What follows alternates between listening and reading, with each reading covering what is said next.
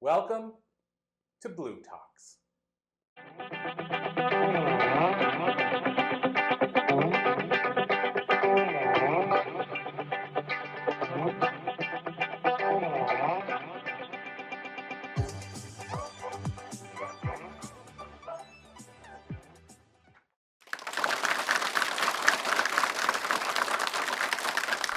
Have you read a book that changed your life?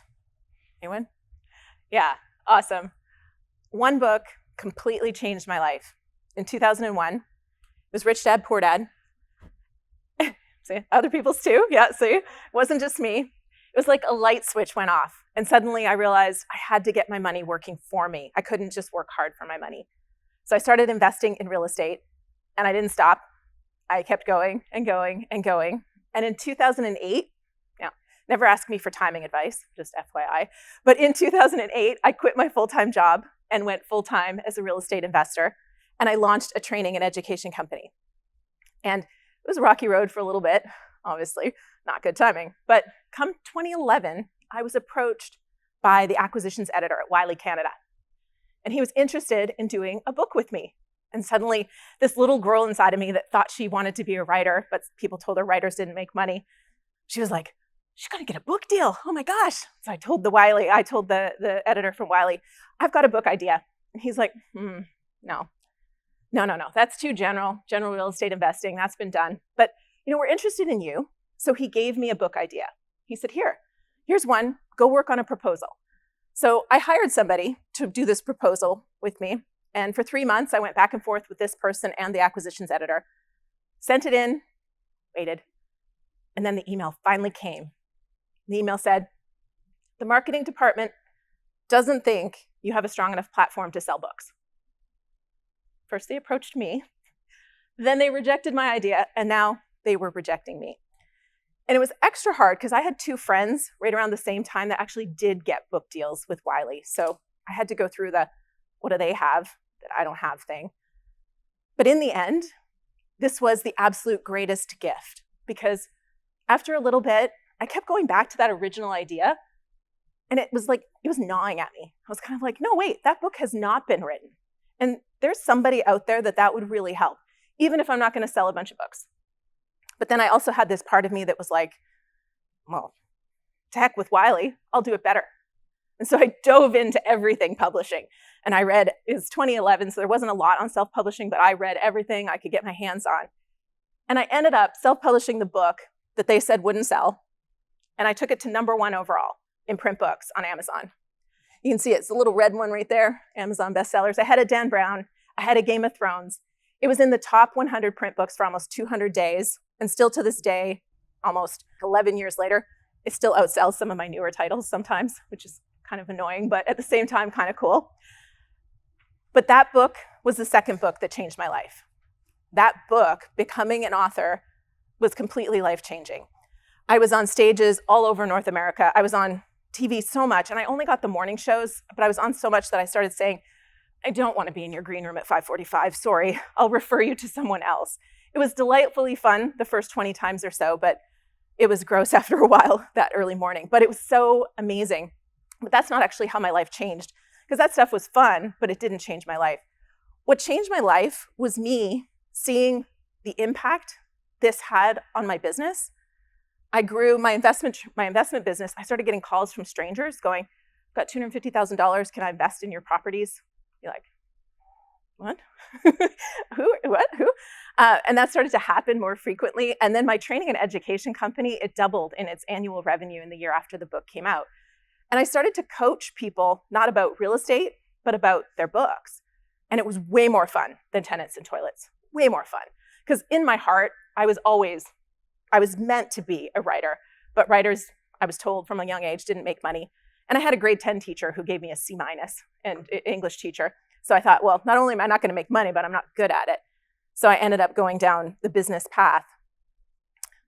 So I've been really excited about writing books for people because I've seen it help so many people. And reading one book changed my life, and writing one book changed my life. And so I got into sharing to other people about self-publishing because you don't need the gatekeeper. And by the way, money-wise, I did the math one day. And if I had gotten that deal with Wiley and sold the same number of copies in that first year, I would have made under $10,000. I almost broke six figures in that first year post-launch from proceeds from the book sale. Forget about the other benefits of the book. So financially, I was way better off to have self-published, but I also had rights control. I was able to negotiate on potential TV show. It didn't happen, but if Wiley had owned the rights, I couldn't have done that negotiation. And so I got excited about self-publishing and writing your own book and becoming an author. And I've been talking about it so much that in 2017, I launched a company that helps people write, publish, and sell a nonfiction book. Today, I continue to be incredibly excited about independent authors because there's so many tools coming out. It is easier than ever to have almost the same distribution, reach, and access and quality of book that a traditionally published author can have. And it's gotten so much easier because of AI. But as soon as I say AI, artificial intelligence, there's a lot of people that resist me. And I get it because Hollywood has taught us the robots are coming to kill us.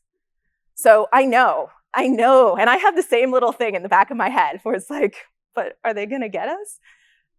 But for an author, it's a huge advantage to just step into and learn what AI can do and take advantage of it at each of the steps in the process. Because writing, editing, designing, marketing, and ultimately what most nonfiction authors want to do is monetize that book. This all gets easier, faster, and more cost-effective with different AI tools. This blank screen, this is my enemy. I don't know about you guys, but I take my old video scripts and I'll put them on there, even if I'm not even writing about that, just so I don't have to stare at a blank screen, because I hate that cursor. I don't have a blank screen anymore because I've got my two buddies. I call ChatGPT Chatty. I got Chatty and Claude. And these two fellas, I don't know, they're guys in my world. They're robots, but they are with me all the time. And if I have to write something, I go there first and I just get something to start with because now I don't have to stare at that blank cursor. So writer's block, gone forever. And I'm not going to take you through all the ways that I use it, but I will tell you, I don't use it, and we don't use it at Book Launchers to write books. We're not going to sit down and say, give me a book. We're rewriting people's books that have been written on ChatGPT.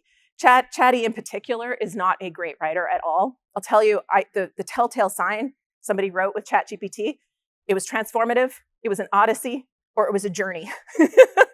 Those are Chatty's 3 favorite words. So I'm not a fan of Chatty for that, but Chatty is a phenomenal brainstorming partner.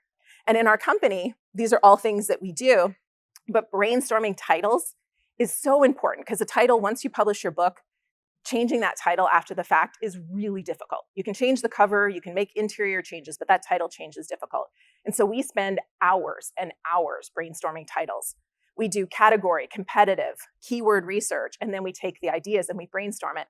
This used to take us 10 to 15 hours per book.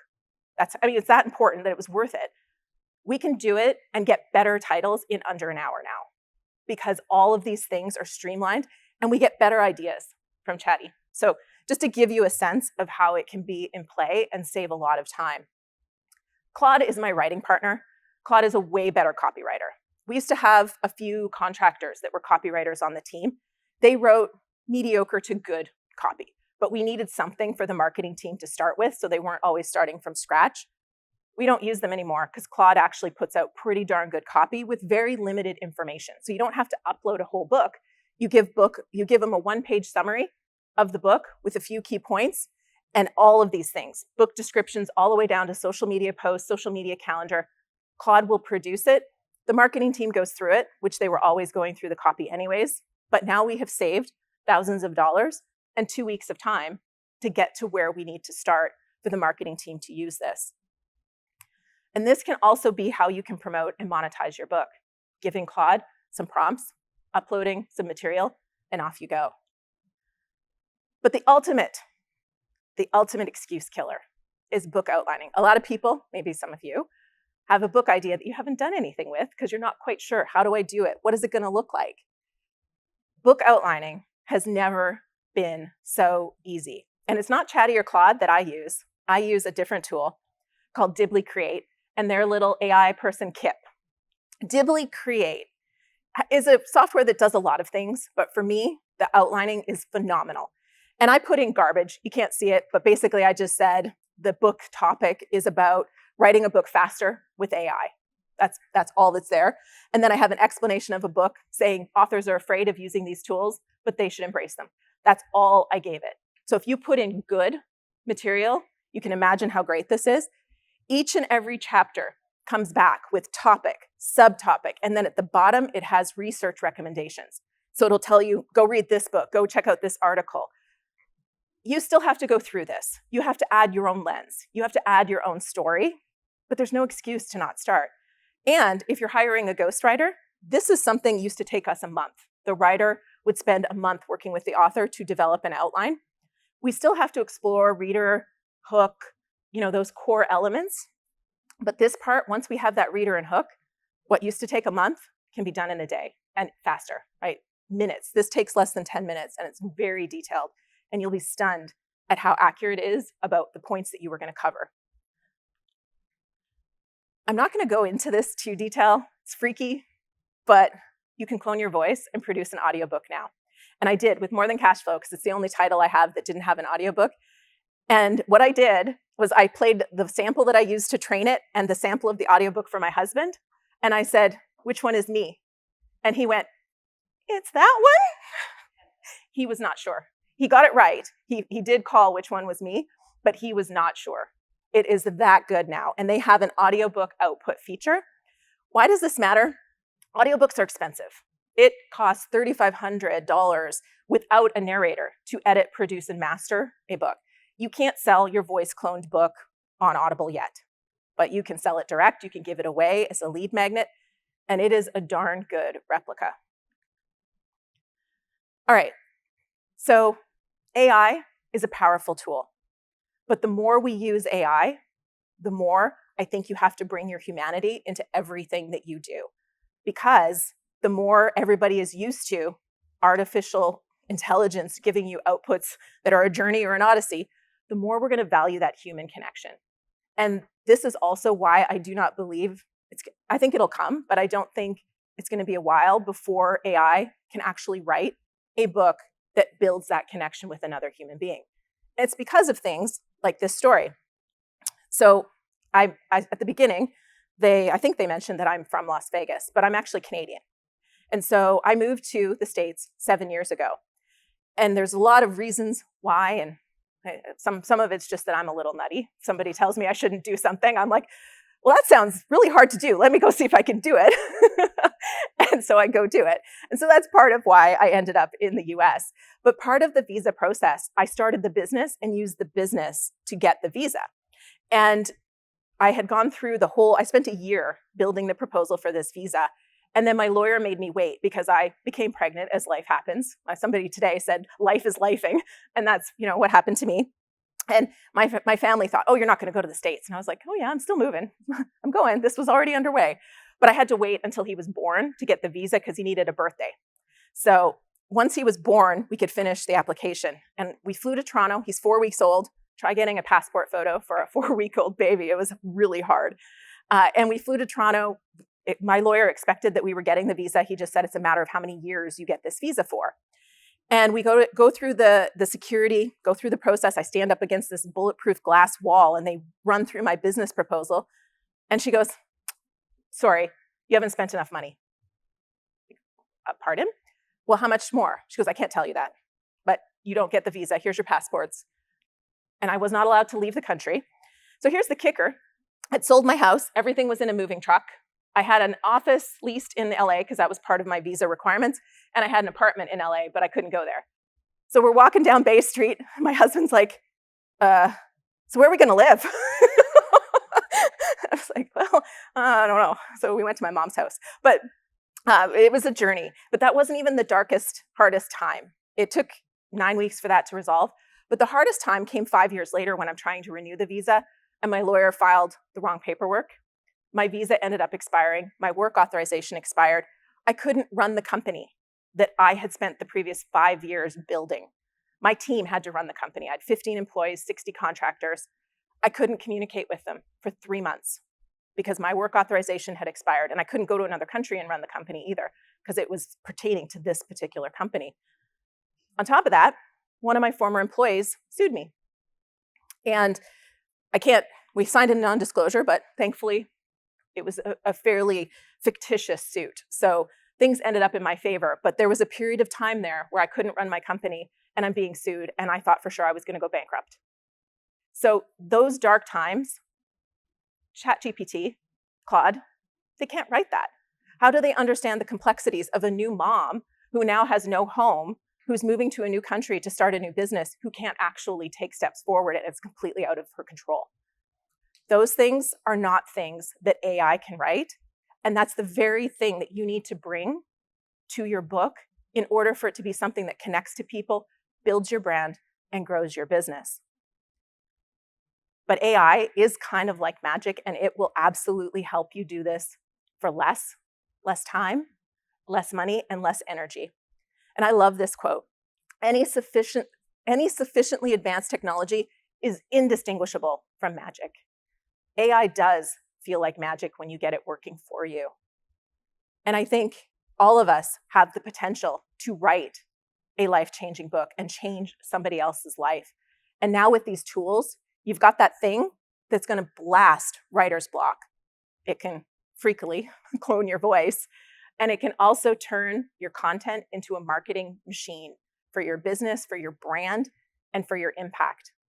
And so while Hollywood has us thinking AI is the enemy, I do encourage you, especially if you have a book idea that's kind of stuck inside, to consider it your friend as you journey out and mix and just see what you can do when you mix AI magic with the human heart. Thank you.